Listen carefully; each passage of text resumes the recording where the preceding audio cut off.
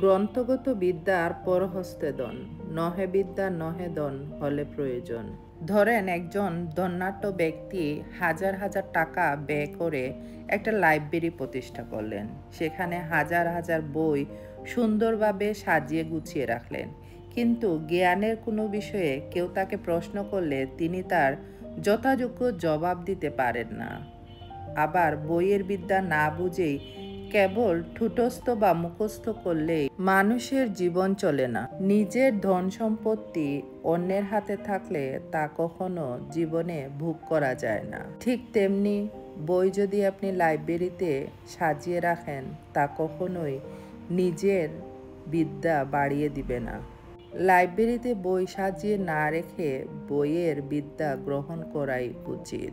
মানুষের জীবনে ধন সম্পদ অর্জন এবং বিদ্যা অর্জন দুটোই কিন্তু খুব প্রয়োজনীয়।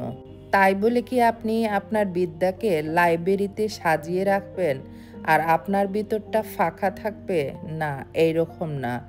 আপনি যে বইগুলো লাইব্রেরিতে সাজিয়ে রাখবেন সেই বইগুলো থেকে আপনাকে কিছু শিক্ষা নিতে হবে এবং আপনার কষ্টের অর্জিত সম্পত্তি আপনি কারো হস্তে কিংবা হাতে দিয়ে সেই অর্থ আপনি কখনো ভোগ করতে পারবেন না।